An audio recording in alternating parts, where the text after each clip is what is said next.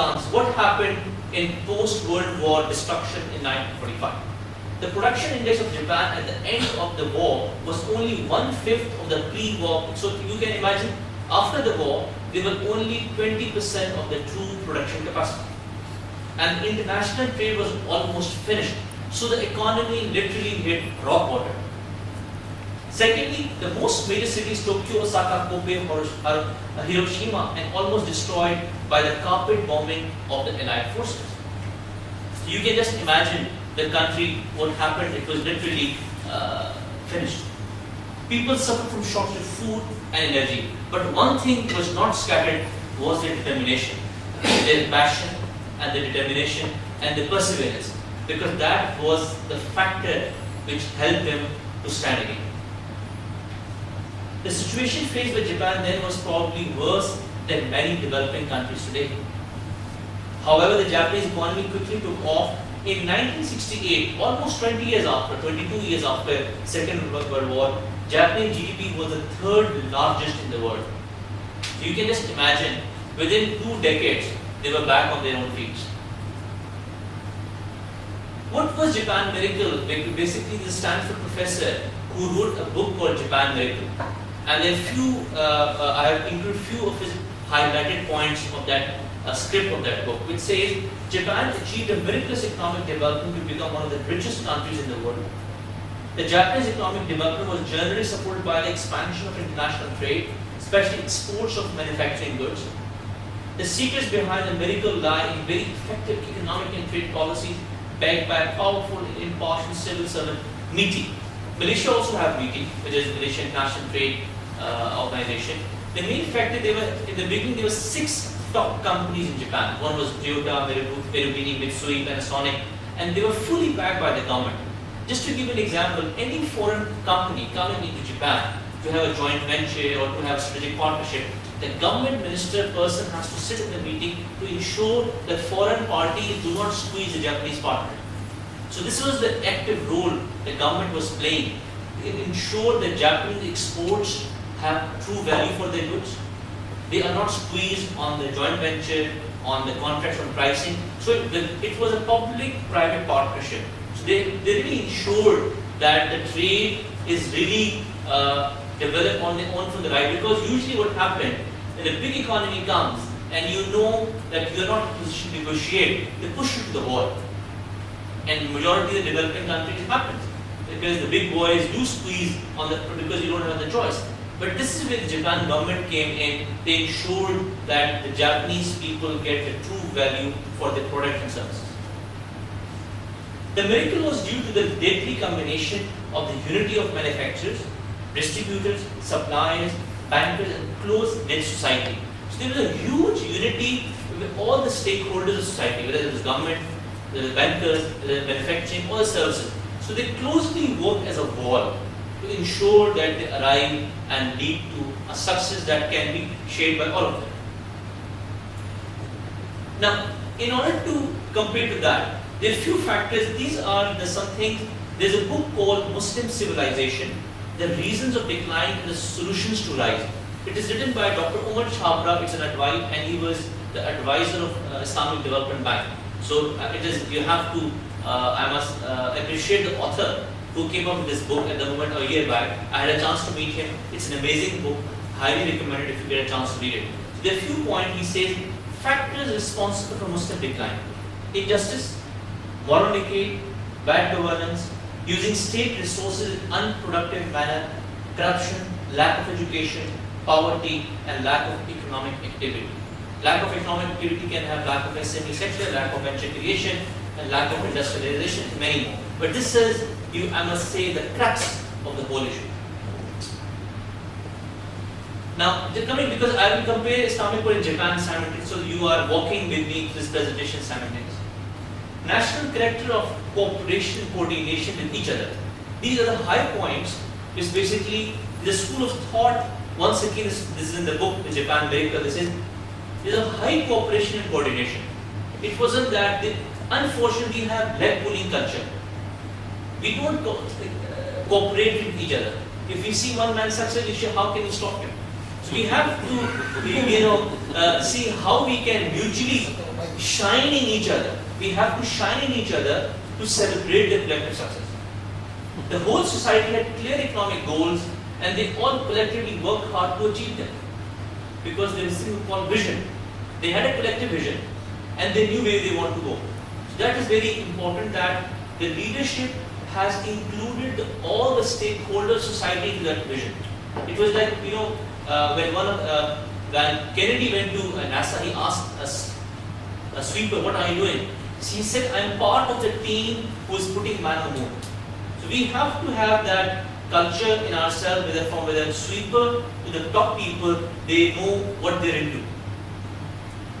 High moral standard against nepotism and corruption. I don't need to force this more than how much corruption and nepotism we have. We destroyed our governance system by choosing people around us because they are friends, their family, and things like that. So this basically destroys the whole concept of meritocracy. If you don't have merit, if you don't bring good people, competent people in our mainstream, whether it's economy, whether it's politics, whether it's business, we can't succeed. What was the role of BT at that time? What they did actually?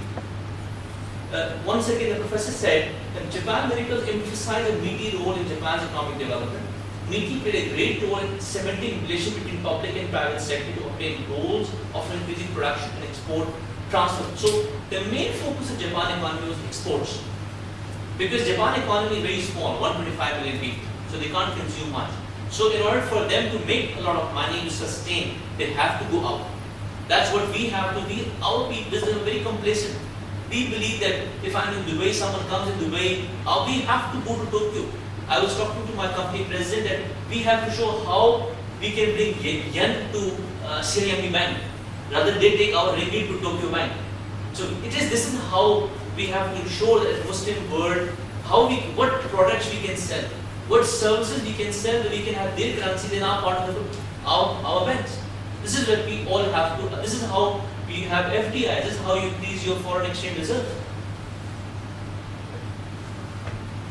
Provided conducive business environment through tax relief, access to capital, less bureaucratic hurdles, import facilities in technology-based industry, and above all, business plan approvals.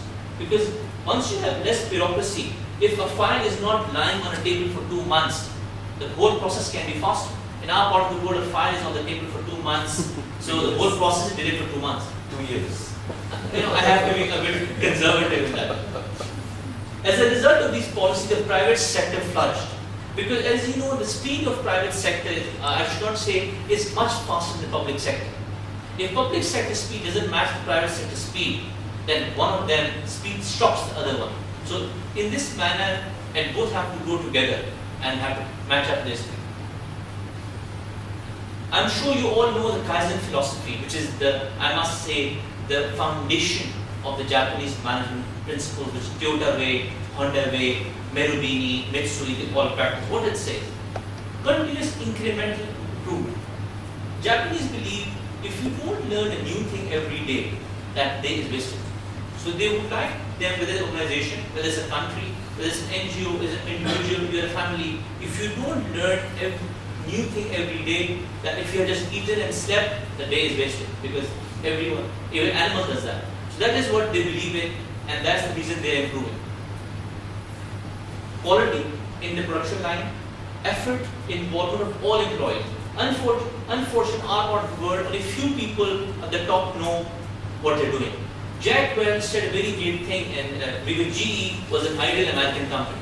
But when Jack Welch in 1980, he became the CEO of GE, the company's revenue were $13 billion. After 20 years, when he left the company's total market cap was $130 billion. So he added almost $115 billion. And he said one thing very precisely, when he wrote his first book, straight from he said, it's all about people. And one time he went to supervisor for an advice for some problem. He said, for the last 30 years I am in the factory, but no one asked me for this problem. And you only have revolved the issue in the board meetings. So sometimes some great ideas can come from someone who's supervisor down the lane. And that may be more important than people sitting in the board level or the vice president or director level. So this is the whole idea. You engage in the decision making, all the people in the whole organization, and might be a door opener can give you an idea that can be better than CEO for Secretary.